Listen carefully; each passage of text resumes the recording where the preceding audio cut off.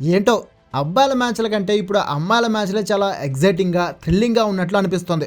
ఈరోజు WPL 2026లో second మ్యాచ్గా యూపీ వారియర్స్ గుజరాత్ జైంట్స్ మధ్య జరిగిన మ్యాచ్ కూడా సూపర్ థ్రిల్లింగ్గా సాగింది.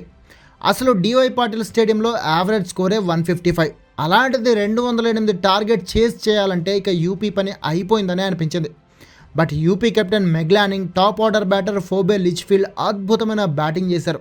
లానింగ్ అవుట్ అయిన లిచ్ఫీల్డ్ మాత్రం గుజరాత్కి చుక్కలు చూపించేసింది. లిచ్ఫీల్డ్ బాధుడు చూస్తే అసలు 208 రన్స్ టార్గెట్ని 20 ఓవర్లు ఆడకుండానే యూపీ చేస్ చేసేస్తుందేమో అనిపించింది. సోఫీ డివైన్ లాంటి స్టార్ బౌలర్ బౌలింగ్లోనే లిచ్ఫీల్డ్ ఒకే ఓవర్లో 2 సిక్స్లు 2 ఫోర్లతో 20 రన్స్ బాధి రెచ్చిపోయిందంటే ఏ రేంజ్ బ్యాటింగ్ చేసిందో ఇంకా స్పెషల్గా చెప్పాలా. అయితే గుజరాత్ స్పిన్నర్ జార్జియా వారెహం ఒకే ఓవర్లో యూపీ కెప్టెన్ మెగ్లానింగ్తో పాటు హర్లిన్ డియోల్ని వెంటనే అవుట్ చేసి యూపీకి ఊహించని షాక్ ఇచ్చింది. ఆ నెక్స్ట్ ఓవర్లోనే రేణుకా సింగ్ కూడా ఆల్రౌండర్ దీప్తి శర్మని అద్భుతమైన బాల్తో కాటన్ బాల్తో అవుట్ చేసి యూపీ టీంని సెల్ఫ్ డిఫెన్స్లో పడేసింది.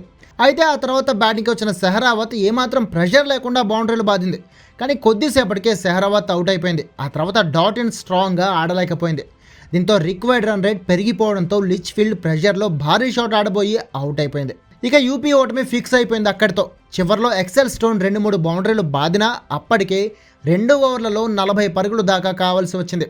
చివరిలో ఎక్సెల్ స్టోన్ కూడా అవుట్ అయిపోయాక క్రీజ్లోకి వచ్చిన ఆశా శోభన 2 సిక్స్లు 3 ఫోర్లతో 10 బంతులో 27 రన్స్ కొట్టినా 10 రన్స్ తేడాతో యూపీ ఓడిపోవాల్సి వచ్చింది.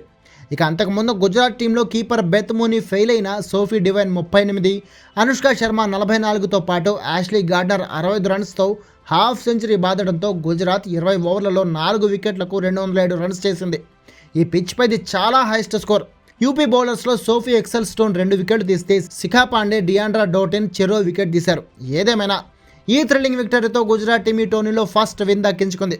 మరి ఈ మ్యాచ్ మీకు ఎలా అనిపించింది? ఎలాంటి థ్రిల్లింగ్ ఎక్స్పీరియన్స్ మీరు ఫేస్ చేశారు? అలాగే నెక్స్ట్ జరగబోయే ముంబై ఢిల్లీ మ్యాచ్లో ఎవరు గెలుస్తారని మీరు అనుకుంటున్నారు? కామెంట్ చేసి చెప్పండి.